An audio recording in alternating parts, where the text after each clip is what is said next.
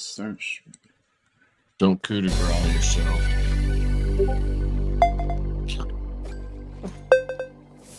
No, we charcuterie ourselves out here. It's pronounced charcuterie. Charcuterie. Okay, first Charcuterie. off, no, not at all. Welcome to the Dimension Zero podcast. And we are your hosts. This is being brought to you live by Stark Industries. How do I get rid of this video player? Okay. We're going to work this out, guys. The next stream will be better, don't worry. So anyway, everybody, welcome to the podcast. Yay. Meet your host, Lord Olay right here, and I'll be co-hosting. Name's Qui-Gon Jinn. We got a couple other co-hosts here. We got Rick here. We got Three Guns, and we got a few other people live in the chat, I believe, that are going to just hang out with us, talk about some crazy random shit. And I guess the question is, what's it all about? You know, Charcuterie. that's what I've named the pilot episode here, because we want to know what's it all about. We don't even know what this podcast is supposed to be about. So so this episode is going to be trying to figure out what the podcast is about and what kind of crazy ideas we can go through. So I wanted to start with exactly, journey of discovery. So I wanted to mention that I have a few questions. Like, I figure we can kick it off with a few questions here. So I have a few questions. One, what is a dimension? Like, what constitutes as a dimension? Like, what prerequisites must something meet to be considered a dimension? Does it have more than one definition? So that's my first question. My second question is zero a number? Or does it just represent nothing? Because if it just represented nothing, then why would there be negative numbers and stuff like that? So that's something that I thought about earlier. So what is zero? Does it really mean nothing? Or is it actually a number that actually represents something? So what do you guys think? What's your take on that? Anybody wants to? Coup de grace. All right. You want the formal definitions here? I think, like in mathematics, a dimension, you can find the basic basis of any multi-dimensional system. It's the reduction of like how many different orthogonal planes that you have in that space. So you can. I don't want to go any further than that. Yes. Yeah. If I might interrupt. I'm glad we got Fly in the chat. He's a mathematician. I forgot about that, actually. But yeah, meet another co-host, Fly, that you just heard him speaking. Then we got somebody else. The number zero was a problem for the Romans because they didn't have it in their number system. And the invention of zero to represent a place became very, very important in mathematics. Prior to that, the number zero wasn't included. That's why the Romans had a very tough time with mathematics. Go ahead. And they were It's a concept. It's a concept. It does represent. Nothingness is something. No, yeah, that's interesting. A set of no sets is a set. So it's kind of like a oxymoron, though, isn't it? Isn't that a bit of a paradox? Like, where it's like nothing. No, it's not a paradox. It is nothing, but it's a mathematical truth. It's something. It's the same as every other value in the set. If you look at a number system as well, yeah, the null set is a set. And if you look at a number system like minus 127 to plus 128, because when you're talking 256, which would be like 8-bit or something, it's peculiar because you'd kind of want to go from minus 127 to plus 127 and have positive and negative zero in the middle. There's an argument there's actually positive and negative zero within some number systems. And, you know, then, and only other than to that is that we only really have those two concepts in our system, is 0 and 1. So 0 is the null operation on. Well, okay. Let me what's the square root? What's the square root of negative 1? So let's just start with something a little bit more simple, right? But like, if you add 0 to something, you get itself. If you multiply something by 1, you get itself. So these two basic operations give us division multiplication. And okay, so if you want to go to complex numbers, and then okay, there's some other subsets, but these are the basic basis of the axioms of our number systems. That's basically it. Simple. Dialectic logic at its finest. 1 and 5, 5 and 1. You can't land on 9. What'd you say? Dielectric logic? Dialectic logic. Yeah. The 1 and 5. Can't land on 9. But, the Romans were a bunch of guys running around in heats and togas and putting things in their butt. You can't really base too much. If this was a problem for the Romans, did they ever solve it, or did they ever come to any sort of conclusion about what's did they ever come to something where they're like, okay, we can represent a big fire over here. We can represent nothing with something. No one knows because no one was there. Everyone died who was around. Probably. Yeah, basically, it's not in their history books. They were interested in conquering. They were not interested in mathematics. So then, where did it really become a concept to the degree where it was being represented by a symbol? The Babylonians, Plato, the Greeks, etc. It's been around, but I guess the Romans did have divide and conquer. That was basically the only maths they needed. Yeah, there you go. How many people are left? Oh, they had decimation as well. That's decimation. 0. How did they have decimation, decimal number system without 0? That's strange. Okay. Yeah, you're playing with semantics there. Well, isn't it interesting also that the 0 is sort of like a circle, right? Which it has no beginning, it has no end. It's just an infinite loop. So it could be it could represent infinite nothingness. You know what I mean? And no. It doesn't represent infinite nothingness. Infinite nothingness is not equal to 0. So then what is it? No. So that's why I'm asking, is 0 actually a number? Yes, it is. It's a lack of, but not infinite. By no means 0. 0 has more use case than representing absence. Right, it is used in a wide range of measurements such as temperature, among other things. All right, so answer me this. Riddle me this, Batman. Okay. Okay, so 9 plus 5 is what? Okay, 14. 14, right? Okay. Okay. So I don't know. So what is 1 plus 0? 1. Okay. So I guess the thought I'm trying to illustrate is that when you 1 plus infinite. When you add numbers together, I guess the question I'm trying to ask is, why is 10? Why does putting a 0 in front of a 1 make it 10? Why is it? Why does 0? If 0 represents nothing, then why is putting it on the right side of a number? That's if you're using base 10. If we were 4-fingered aliens, we would use base 8, and a lot of society did use base 8. Yeah, base 16 is beautiful. System. Yeah, 16 is very good, but we don't have that. That's just something that didn't work for us. Put it this way, if you want to break it down to logic, you've got a computer, a half adder is made by an AND and an XOR gate. These are 2 logical gates that make a half adder, and 2 of them make an adder. Multiplication's done by adding, division's done by fast subtraction. The world's not that complex until you divide -1, and then you have to work out Taylor series or Maclaurin series, and then even then it's quite simple. We live in a very beautifully simple world. No, square root -1. Same llama. And one starts at the Cairo River, and the other one starts the ocean. Which one is going to arrive at the pyramid first? It's the same thing. Do the math.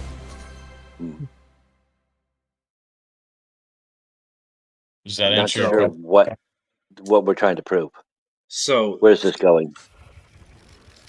Yeah, I'm just trying to figure out if 0 is a number, but adding it and multiplying it only yields the same result, then why do when we put it in front of By definition, it's a number because it's part of the number system, and it is a number. It's a numeric. It can be used as any other number. You can add and you can try and divide things by zero. It gets a little difficult, but no, you can't divide by zero. No, you can't. It's undefined. You can't do that. That was sarcasm. That was. Yep. It gets difficult. Mm-hmm. I'm still trying to find the answer right now. So in its origin, as far as I'm concerned, undefined and the null set's different as well. So set theory. Yeah. In its origin, as far as I'm concerned, we used to count livestock with pebbles of stone in the sand. Right. And then by removing them, there would be this hole left that became the symbol for zero in its origin. Now, I wasn't there, obviously, but this is what I've been reading about. Because zero is not infinity, but it would be the closest relative. That makes sense. So there's infinity and then there's zero. Yeah.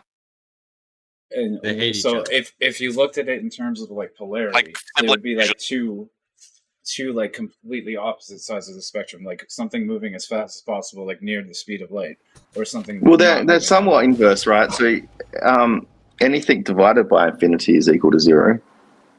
So there is a relation there, but it's like an inverse correlation. Yes, but it's not purely relative to your already existing. I don't think it. Yeah, I don't think it's purely transitively true. Like it doesn't have all versions.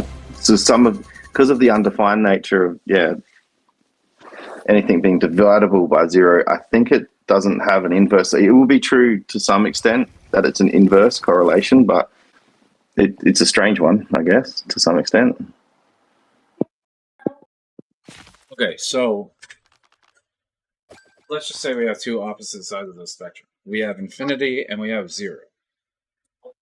We haven't really discussed like what is a dimension. Like we haven't dug too deep into that. But if we're in dimension zero, then are we in a dimension that is nothing? So you're confused there. You're asking what a dimension is. A dimension doesn't have anything to do with 3D space. That we map our space-time onto dimensions, but dimensions themselves don't have any real relation to it. For example, there's a lot of mathematics that work in 3 dimensions that we call 3-dimensional space that don't work in any other system or are not even relevant, like cross product and some basic fundamental maths and physics don't translate because people get confused. They think this is like a 3-dimensional maths, there's 4-dimension, there's 11th dimension. It doesn't scale like that. Like we're mapping dimensions onto a physical or an object. The objects themselves are not the dimension. They're just they are dimensions of a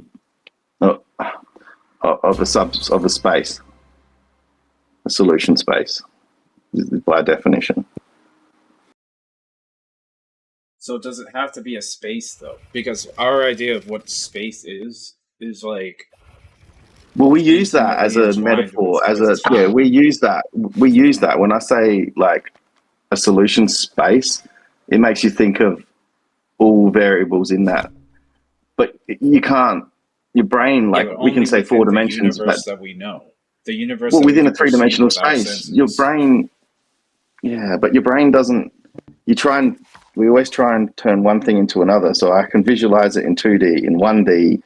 You know, I can visualize nothing.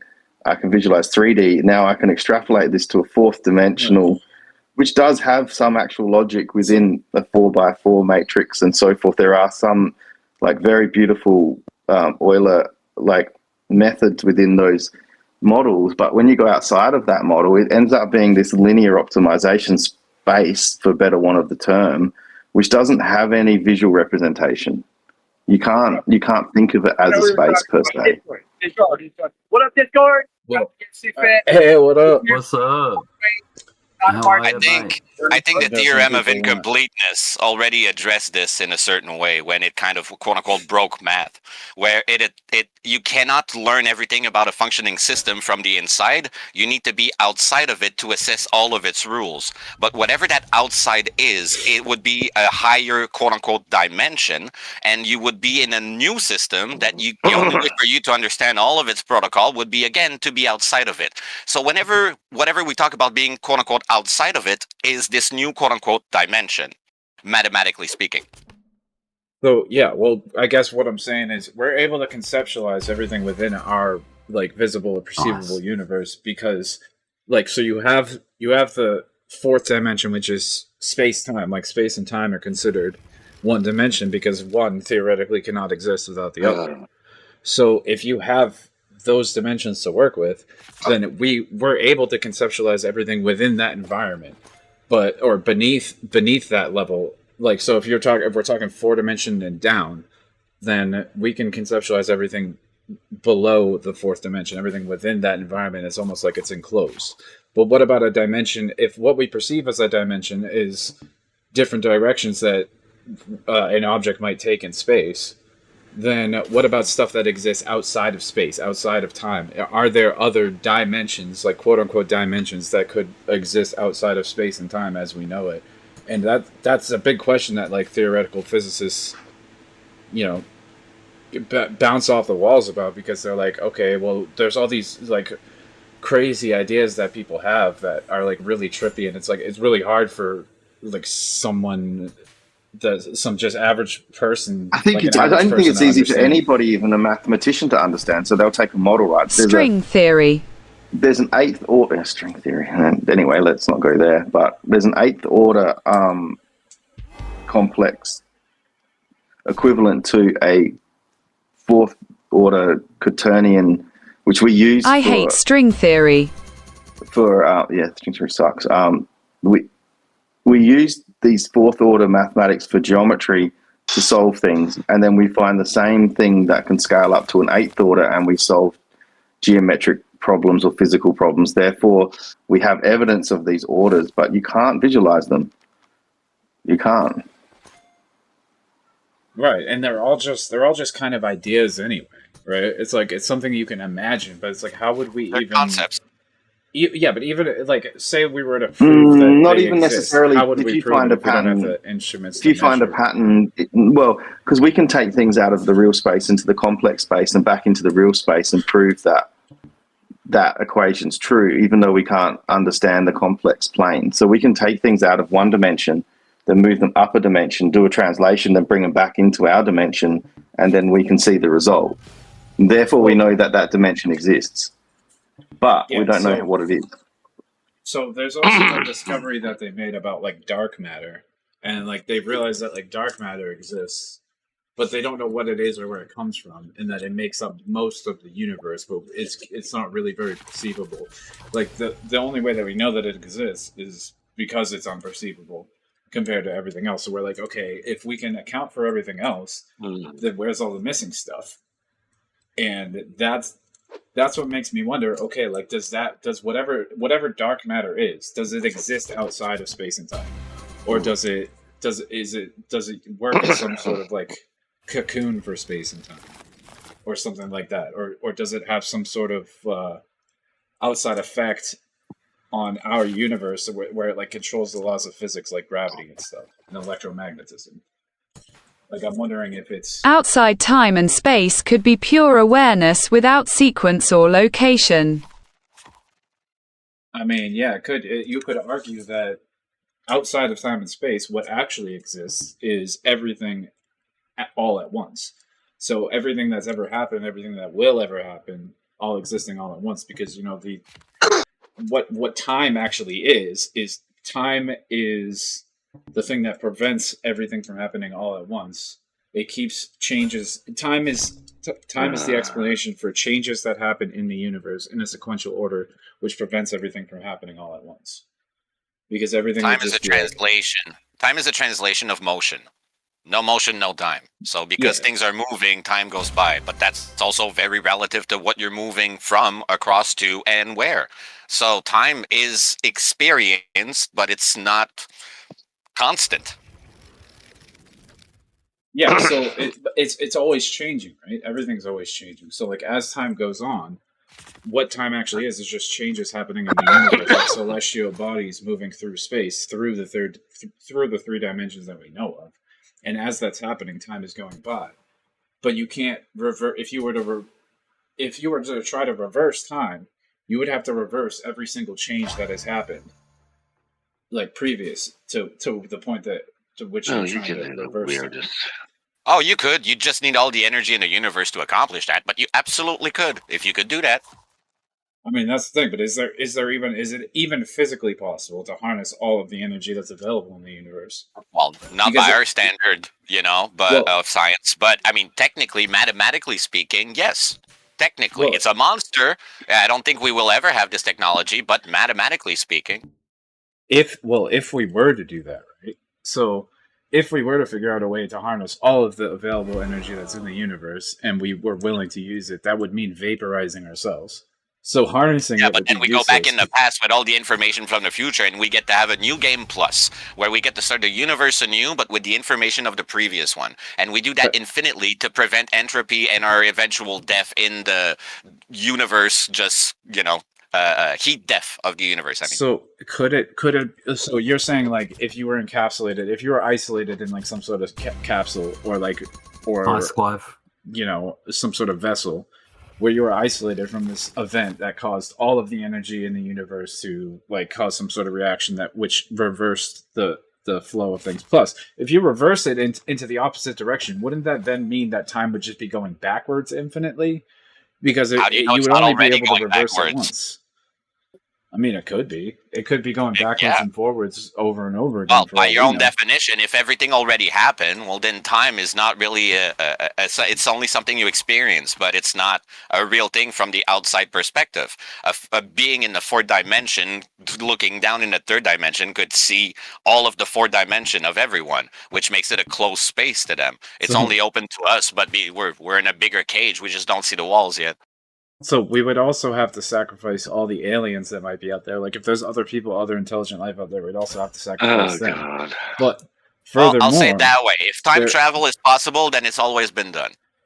Well, furthermore, there is the matter, the energy that exists as matter. What's the next topic, Clive? In the space vessel. And then there's the people inside of the space vessel. So those things being isolated from this event, it wouldn't work because you would have to subtract those people in that vessel from the amount of energy that's available in the universe, so it wouldn't actually be all of the energy that's available that would be expended. So it actually kind of is physically impossible if you think of it. If you subtract any energy from the equation, then you can't actually, like, subtracting the vessel and the people inside. If you subtract anything from the equation, it's called the Hawking radiation. It's called the Hawking radiation, and that's the tiny amount of information you could actually send. And if you can send information into the past about the beginning, you're effectively doing what I said, New Game Plus. Well, plus, do we have to consult? Or just us from the previous iteration of our universe? Let's say we figured out how to do this. I'm sure if we ever could, then we would have met. I mean, if we do, then it's already happened. I'll be there shortly. Well, if aliens exist, then we would have met them by then. By the time we were capable of something like that, we surely would have met them. So, would we have to consult with them? Like, would we have to ask them, hey, listen, guys, we're thinking about turning time backwards the other way, and we don't know if we can send it forward again. What do you guys think of this idea? Well, it's that or the heat death of the universe, so either way, there's nothing at the end. Yeah, I mean, I guess either way, the universe is pretty screwed given however many 100 billion years, but I mean, it's like, why then it begs the question. It's like, whereas we are so small on a cosmic scale, what would warrant us to actually damn it, I got liquidated. Send time backwards. Like, what would warrant us to send time backwards when we are like tiny on a cosmic scale? Immortality. But I mean, well, there's that Cher song. There's Cher. She wants to turn back time. If I could turn back time. Because otherwise all of this was for nothing, and we can't accept that. So, it's for immortality. Dude, you know what? I completely forgot to even put the music on, but we have our own custom music by Sarcastic RSI, and maybe Trago. it's just a privacy thing going back in time. That would mess stuff up bad. Piece of shit. Can't be worse than not existing. Yeah, but Hey, you lose all your don't go gambling down bets, you lose all your passwords. It'd be really difficult. I get that, yeah.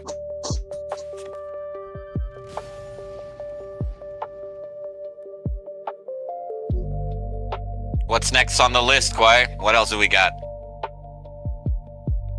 Well, I kind of want to talk a little now that we segued to it. Like, what do we think? Like, are there aliens out there? And if so, can we have we been in touch with them? Like, whether it's us unwittingly or if it's like we've already made contact with them and we actually communicate with them, or are they out there but they can't reach us and we can't reach them because we're both at the same level of advancement? Furthermore, another bonus question: do you think that there are people that originated on Earth that actually live in outer space that are part of some sort of secret space program? I need to add one more. Are there ghosts, and if there's aliens, are there alien ghosts? Because all aliens could just be ghosts. Like poltergeists can move things, so maybe they've got like a fake UFO and they're like hovering it around. Anyway, I just thought I'd throw it in there. Alien ghosts. Isopropyl alcohol will cover. That is a good one to throw in. Why is there no dinosaur ghosts? Of like, well, where do ghosts really exist? Do they exist in another dimension, or are they people that live in another dimension but are able to get in touch with this one, like, and manifest themselves through some sort of energy body? Or is all time happening all at once, and we're just in a superposition of realities, and we can only see them once at a time, and that's where we're at right now. But dinosaurs are walking right outside my lawn right now. I just can't see it. You're not drinking the right ISO. That's fair. What's in the water, man?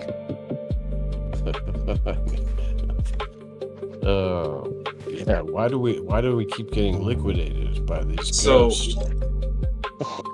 Yeah, well, stop being liquidated. Stop going all in on 1,000 eggs, and you probably won't be liquidated as much. What are you even Never trading? longing again. What are you trading? Guns. Nothing now. I've been fucking liquidated. Yeah, but what was that trade on? What was it on? What was the coin? It was positive before this podcast started. I'm blaming you. What was the ticker? What was the ticker? Coup de grace. Coup de grace. Zero. Ticker de grace. Ticker. CDG. Coup de grace. See, that's the thing, is that you're supposed to be only trading Bitcoin. That's correct. You're supposed to only touch Bitcoin. Okay, coup de grace. Coup de grace. CDG gang. This music is so dope. Thanks again, Sarcastic, for making some tracks for us, and thank you to Trago too. Trago's not here, but I'm trying to get Sarcastic on the pod, so if there's enough people who like and subscribe to the channel, maybe we'll have Sarcastic next episode. yeah, if we can get 1,000 likes on this stream by next week, then maybe Sarcastic will come on and say hello and also sing a country song for you that he wrote. The one and only Sarcastic RSI. 3 guns. You're definitely on a Bitcoin only diet, bro. What are you doing? Yeah, you're cheating. That's why you fucking. That's why you slipped. If you traded Bitcoin and you used a stop loss, you wouldn't have got liquidated. Yeah, bullshit, dude. Don't lie to me. What's wrong with the game? I got liquidated in Bitcoin too. Because I got distracted by the podcast. Distracted cast. Dimension Liquid. You fell into Dimension Zero. Dimension Zero, dude. Dimension Zero. Yeah, like Zero is kind of like a hole, right? It's like a black hole. It's like a circle is like an endless, infinite loop, and then in the center of it is just a black hole that sucks everything to another dimension. Dimension Zero strikes again. Is everything frozen for you guys? Yeah, it's not doing anything. No. Yeah, you guys might have to restart. I don't know. So Sometimes it just does that aliens and Kwai. shit. So aliens. Right. So if they exist, are they here? Are they here? Have they visited with under our noses, or have we made contact with them, or are they not advanced enough to reach us, and vice versa? They just fucking liquidated me. I think we are they first off, are they there? Do we think what's the probability that intelligent life does exist somewhere else in the universe, the observable universe? Well, I think traveling cross-dimension is a smarter way to avoid the whole space-time continuum transgression that you would require to actually make those instances. So a true alien race that would be superior in intelligence, development, and technology would probably be barrier-crossing beings in the first place. So, I would think that a high advanced evolution of intelligence would probably do that by default. Yeah, you'd think so. So if they travel across dimensions, then the question I had earlier, do they live in another dimension? Are they another type of being that is an energetic body that exists in a dimension that is beyond what a physical body is capable of? It's not unlikely, but it's materializing in. So my question would be, what kind of system would you implement to try to prove that existence would be the biggest Absolutely. issue? Well, yeah, exactly. We can't really measure that, right? Exactly. Because our instruments are built to measure things that exist within our bubble of the 4 dimensions that we can capture earlier. the absence of something. Life exists on multiple planes of existence. We can spot the void in the universe. We can call it the void because it's the absence of, so we can see the absence of something. That's how we led to dark energy, dark matter, all of that, because we can't see it, but its absence is screaming at us. So obviously there must be its existence by default. Dimensional beings probably exist. So, but we can't. If we were trying to build something, a 3-dimensional device, to measure something that doesn't abide by the laws of the 3 dimensions that we operate inside of, then how could we possibly measure or something, or how could we use a device to measure something or even perceive that kind of data? You'd need to be in that dimension to create something that would allow it to see in the dimension lower. That's what I was talking about, the theorem of incompleteness. It's already an established problem in mathematics, which kind of makes logic flawed by default, but it's its main iteration, and it stands still to this day. So if we have to cut technology out, what other ways can we think of? Because one that comes to mind for me is consciousness, imagine it, telepathy. Yeah, are there higher levels of consciousness? Are these higher dimensions? Do they exist as levels of consciousness? And telepathy. I wasn't asking what I've heard a lot of stories from people that have had what they refer to as spiritual experiences or awakenings or whatever, and I've also had some sort of spiritual experiences.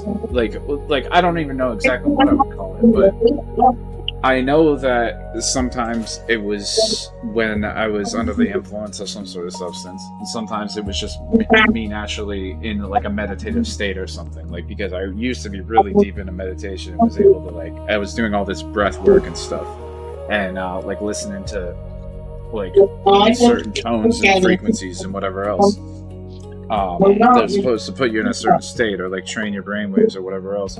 So I used to do these deep meditations, man, and oneness meditation. And, everything in reality is not made of things, but of distinctions and relationships. Time, space, and dimensions are emergent, not fundamental. Okay. I don't know why I added that, but thank you for adding that.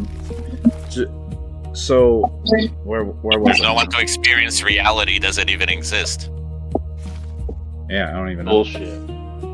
Bullshit. So, who's got an open mic? It sounds like someone's got a mad open mic right now. That would be Clive. Oh, Clive, can you do us a favor and hold on, let me get it. I'm trying. Yeah. Hold on. Didn't realize it was open. Hold on. You were talking about how you used to meditate. Why? Oh yeah. So I used to do these deep meditations, man. And I would I don't know if I would consider a spiritual experience, or like if my brain was just releasing certain chemicals, or like if I was having some sort of hallucination, or if I was dreaming or asleep, whatever. You know, there's different chemicals that get released in your brain, like when you're sleeping and like half asleep, whatever. Like DMT is another like big thing. It's like another big question. It's like, you know, what seriously is it? They call it the spirit molecule. It can be extracted from any living thing. But so clearly it's like it exists for some purpose. And it gets released when we die and when we sleep. So why is our brain able to produce that, and why does it have the effect that it does? And they call that blasting off. That's what that's called. Yeah, I mean, it can be extracted, and you can make synthetic forms of it, which can be like smoked and ingested other ways for the drink. You can make the thing last a lot longer. I was just reading an article on a man who's been doing it for 5 hours straight to really experience it in depth and slow motion wise, so you could really have a time to process what's happening. That's dedication right there, but it's recorded. The information is out there. People are doing this. Yeah, you know, you can go to Legoland for real.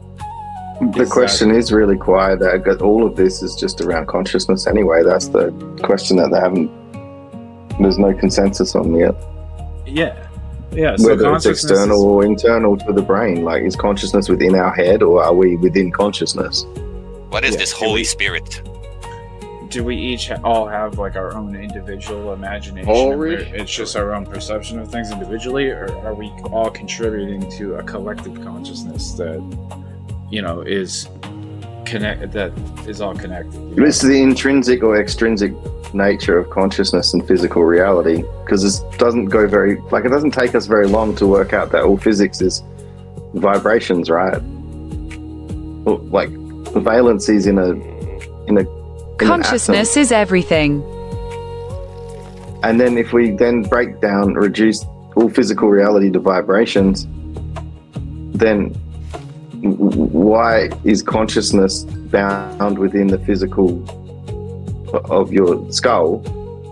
I mean, are we all possessed in a sense, or I mean, that's the question. And I think most people have had an experience where they realize that they're not alone in a way. Yeah, I mean, I feel like we were talking about that recently, and it's like, you know, we had some deep discussions about life and things that we've seen and experienced and whatever. You and I did, we had a pretty long discussion quite some time ago, yeah. We agreed on that. It's like, we don't have the answers, but there's something else out there. Like, it's not just this. It's like, we believe that there is something else out there. Can't exactly explain to you, like, don't have the direct, like, definitive answer, but like, there is something else. I believe that there's something else, like, beyond what we just like use our five senses to perceive. So is belief enough to create alternative realities then? I mean, it could be. These are like really complex questions that we ask ourselves, but what if we act as though they're new questions, right? What if other civilizations and other cultures that came before us on Earth, like on planet Earth, like sort of what we would consider consciousness makes up everything, an ocean of which we are a part, humanity. And we only think we are separate. Like civilized humanity. In the history of civilized humanity, I mean, they have culture, they have things that they talk about, they have gods, and they have religion, and they have, you know, symbols and language and representations. Like, they dress a certain way. Like, you knew who the pharaoh was. Like, you know, it was a status symbol to be. It's always the one with the biggest hat. Yeah, so I mean, like, it makes me wonder all the time, like, why did they had a lot of these ancient cultures had some like very strange practices, and a lot of them would be like considered atrocities today. So, but culture is a flexible thing. Bullshit. But I don't know, like, who knows where they came from or why they existed. But I'm wondering, what did these ancient civilizations know that allowed them to do tremendous things like build the pyramids? And I'm not even insinuating that I think the Egyptians, the dynastic Egyptians, I don't think they were the ones that built the pyramids. I think there was somebody else there. I think the Egyptians, they got there, they found them. They were already built. I think they just invested on unity instead of division. When you get everyone together to work on the same thing, you can accomplish great things. But when you divide everyone to conquer, in a way, since the Roman have established how useful that was, it's kind of all been difficult to build anything since then. Although it's just difficult.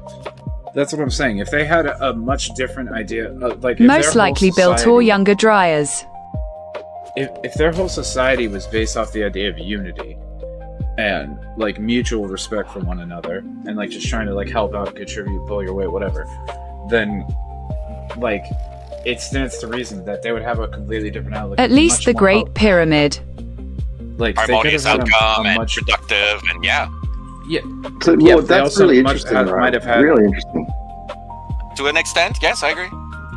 They might have had a much more holistic way of going about things, like harnessing electricity and stuff like that. People think they didn't have electricity. I think they did. I just think that they generated electricity in a different way. I think the Chinese had electricity over 5,000 years ago. They had batteries, but it's interesting because the Romans kind of developed this divide and conquer, and that allowed us to do the modern engineering we do. But I guess before they realized we can split things in half constantly, they were actually building things, looking outwards. So yeah, I guess because we run at like 1% efficiency because of our divide, that maybe that's just easily possible when you're not like trying to break everything in pieces. The potential becomes tremendous. But we have atomic bombs, right? So we found like this other thing at the other side of pulling things apart. Well, that's the thing about humans. We're still making progress in spite of that, but that's just a hoorah to the whole humanity's ability to create stuff from nothing. We're kind of obsessed with that. But I'd like to believe that in a society where everyone is uplifted mutually, everyone ends up doing what they're best at and they're inspired at doing it, then the progress of that society must be going in bounds and leaps faster than everyone else around. And they would look super advanced to anyone else after they fall, because sadly, no matter how progressive you might be and how good you are, there are outside inconvenience that might happen, like famine, drought. The environment has always been our biggest issue to survive, because Mother Nature, as much as we're trying to help her out, she is trying to kill us right now. So, you got to work with that, and sometimes we're just not equipped for it. We can't predict what the weather does on a 5,000 year scale, for example. It's interesting because Rick said the other day, like, I said, if we run out of all jobs, what happens? And he's like, well, we can clean up the planet. And I guess, like, if there's no fight for resources, no work, there's not going to be a lack of jobs. It's just that we're going to be doing useful things, cleaning things up. We'll look after our well, I think it starts at the small community level, and if all the community is doing best, well, then you can help the village, and when the village is doing good, you can help, the nation, and so on and so forth. But it always starts at the family unit, if you ask me. Yeah. But that's all that's going to be left. If there's no jobs, the only thing left to do is look after your family, and the family unit becomes the important thing. Or not, but hopefully. It has to, otherwise we don't survive. But we're infinitely adaptable so far. Yeah, but we've broken apart the family unit because there is no family, there's no one at home. Well, everyone lives in comfort. You know how it is. It's not a requirement anymore. We don't need all those children to help us out and mow the lawn. We don't own lawns anymore. I know that. Have no lawns. I have no lawns. That's the thing. We built this entire thing. It feels like Rome in a way, because we can't sustain the people to sustain. We can't sustain the population to sustain everything we built. So we're gonna have to replace that with robots if we want to keep it up. But then the question becomes, who are we keeping this up for if there's no one living in it anymore? China has a good example of dead cities like that. Vancouver is turning into that, where they're building a bunch of houses that no one can afford. The question becomes, who's going to live in those? Well, no one can afford it, so what are we doing? Japanese physics plays a big role in this, I feel like. Yeah, it might not be possible by physics standards, but it might be possible by Japanese physics standards. They do got a it whole differently. system of physics. Yeah. They shit in different kind of woods. Yeah, the suicide forest. They take big piss. Big piss. Big piss. All right. Well, we're Liquidation. retesting the 21 EMA on Bitcoin here. Oh, right on. What's the price on Bitcoin right now? For posterity? It's 79,164. We're the 13th of March, 2026. Yeah, it's actually pretty. I might as well throw a little bit of TA in there, right, to promote the other channel. So, Well, we also this do is- that, you know? You might not know from Yeah. listening to us right now, but we spend most of our time just looking at charts and doing TA. We also Yeah. shoot the shit ever so often, but hey, welcome. Yeah, welcome to a little sneak peek inside of our little club here. You want to join? Link for the Discord is down there. Yeah. Make we'll sure to put a leave your link down email below. address. We send a newsletter every year. It's the newsletter Jeez, of the year. The best one. We'll start a Patreon soon. We'll have a special section for our kinky lingerie section with pictures and everything, so make sure to join that. Send Yeah, out there was a specialized section for charcuterie lingerie. boards. Everybody gets a board. Everyone gets a board. You get a board. Charcuterie. You get a board. We'll create a charcuterie chalet.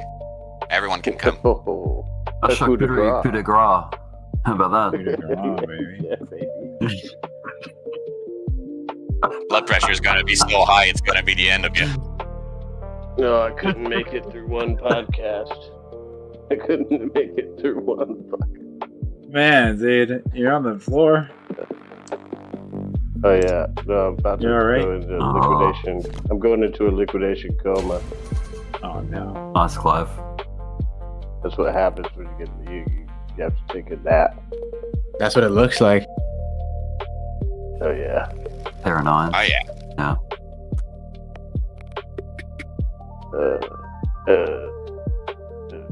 Yeah, so it's a groaning. It's a groaning liquid. It's a groaning liquidation groan. It's the experience that groans on you.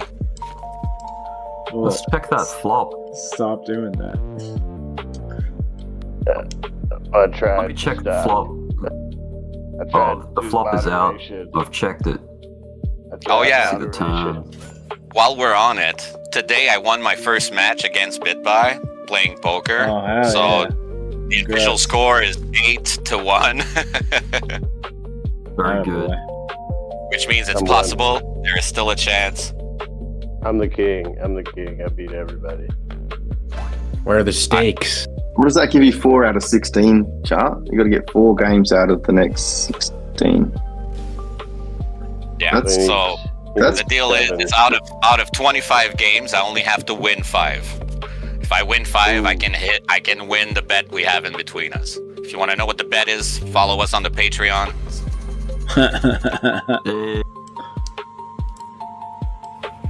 Yeah, we'll Nice. leave a But link the to the stakes, Patreon. the stakes have never been higher, people. The stakes have never been higher.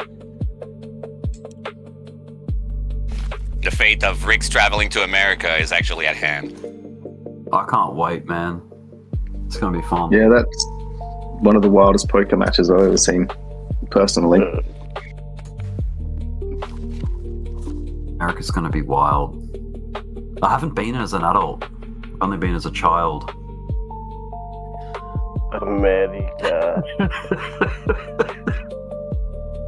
Only as a child. As a wee lad. Now it's gonna be a new Are we experience. at Now it? you can go to strip clubs and bars. That's gonna be amazing. Right. You could, We're gonna you get could you in sell your Vegas. artwork. You could sell your artwork. You absolutely could. Yeah. All those Methodist pictures that you were drawing. I could draw him like a French girl. Hot. A coup How de do you grace, draw a girl. French girl? You have to Yeah. coup de grace. How do you draw a Spanish girl? That's what I want to know. She's gotta have thick hips. Yeah, Oh, I yeah. can't speak Spanish. And then she might be throwing a sandal at you. The truth is out. The Sandelabra. She got Sandalab. Sandelabo. Oh. Sandelabro. Sandabla. That's Spanish. Well done, Clive.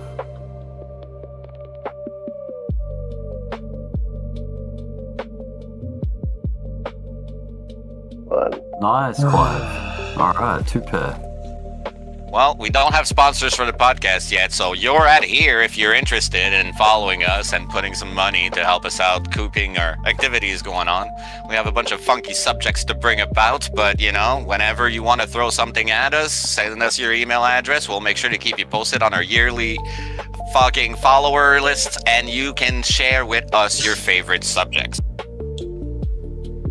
Yeah, and fund our AI trading bots. They get expensive. Like a fucking idiot.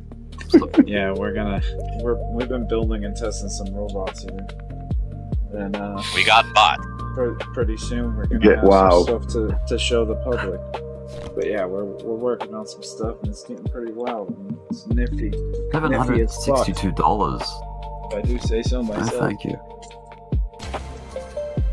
Rigs Fund for America are growing. That's amazing news. Speaking of which, we should have a price update coming pretty soon, in about 9 minutes. All right, I believe that should be the end of the podcast then. Well, yeah, donate what you can, what you think is worthy. Yeah, all the addresses for Rick's trip to the United States will be posted under, and you can follow through and just send anything you want. We take almost every resources and Bitcoin, of course, preferably, but we have other cryptos in there, so feel free. Anything is always good. We'll send your name on the postcard. Ugandan shillings are preferred. I'm highly likely to vlog everything, put it up online, so everyone can fucking join in. We're trying to get Rick to America, so look at his wallets up there. Get the meta glasses, Rick. Also, definitely subscribe to Rick's channel, Crypto Down Under. Hang on, sorry, I'm eating. I was eating down in the description. But I'm trying to do in the description section, we'll put all kinds of good stuff. And secret link of the day. We'll put the links and stuff. But follow Rick at Crypto Down Under. And then, Lord Olay, you got a channel too, Ray. What is the name of your channel? Is it just Frank? Oh, I got a bunch of stuff. We'll figure it out. I'll put a more professional address because I'm just a professional of all sorts. So, but yeah, link will be in the descriptions down below. We'll put all kinds of good stuff down there. And then we'll what else do we got? Who else can we show? Oh yeah, Sarcastic. Sarcastic made a lot of the music for this episode on like real short notice, so I appreciate that. So check out his channel. Right. I think it's like Jay Henson or something. What is your YouTube name, Sarcastic? Is he still in here? Hinson. H-Y-N. Hinson. Where's all the three guys? He's in the comments section. He's in the comments section of YouTube's. J. Scott Hinson. J. Scott Hinson. How do you spell that? Let me see what the. So that's where the hell did you write to? Time to pour in the third glass, my lads. Me hearties. All right. Someone is sussy. Now, why Scott did with 2 T's? Why did pirates say me hearties? What's that? What the hell's that mean? Me hearties. It's the people that are close to my heart. Yeah. Oh, me hearties. Because if he had said me cuties, it would have got weird. Well, so you guys, that's I'm trying to do a plug. Hold on. Cheers. J. Scott me hearties. with two T's, and then Heinson, Hynson. So J. Scott Heinson. And he's got some original Henson on his page too. Henson, whatever. I guess whatever. it's pronounced Henson. Henson. Come on. but it's spelled Heinsohn, but I guess it's pronounced Henson. So in hindsight, could be Hinson. Be Hinson. That's what I said. Henson or Heinsohn. Hinson. Heisenberg. But in German, it would be Hinson. Follow J. Scott Heisenberg on YouTube. Yeah, we got this. We are absolute professionals. We've been hanging out here for years, so we've got plenty of stuff to share, and yet some of it is only surprising to you guys. We already know these stories, but make sure to follow on the Patreon for more subjects. I gotta say, man, Pinot Noir.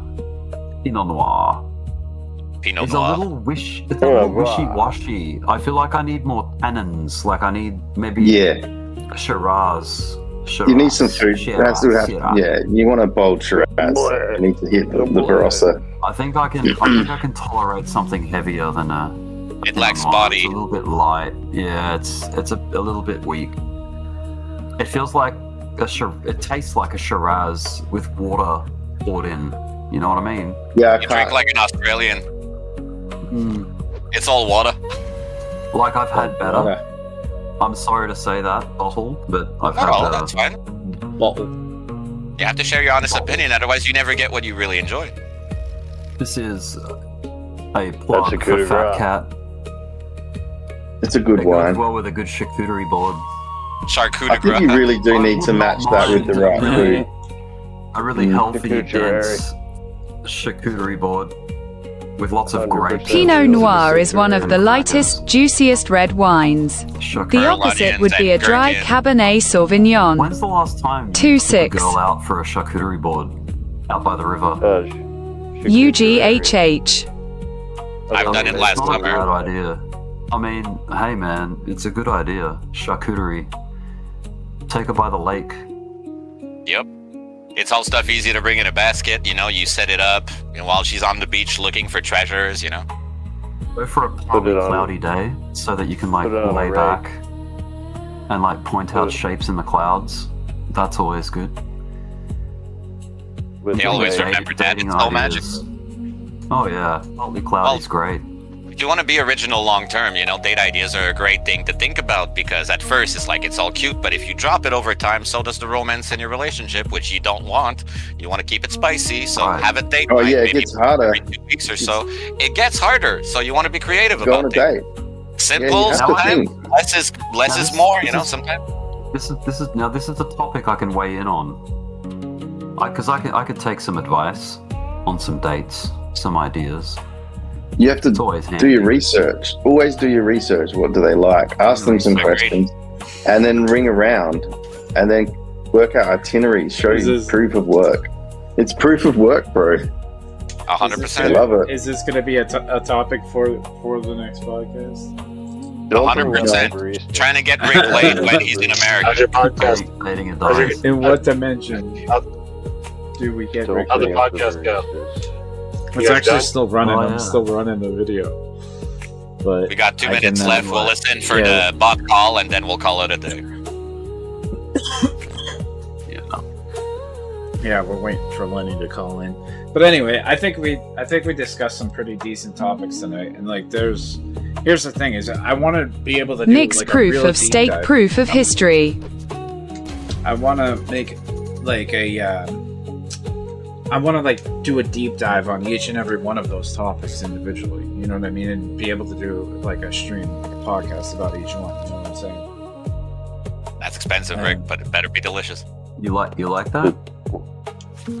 Rick's showing meat. The 2 B's. Meat cube. A couple of big meat cubes ready for the grill. I just gotta rub them up, and they'll be ready. Ready for the barbie? Ready for the barbie. Put some real nice grill marks along that. All right, you can see all of that on our Patreon. Yeah, that is subscription only content right there. Easy, Tiger. Bitcoin, $79,050, down 2.7%. An image file. In the last 24 hours. Well, there we go. That was it. Price update. Thank you, Lenny. All right. Thank you, everyone. So, we're gonna wrap it up there. Thank you. So, We had a few technical difficulties, but I think we pulled through. So if you want to see more of this, definitely make sure to tune in next week, same time, same place. Hit the like and subscribe button.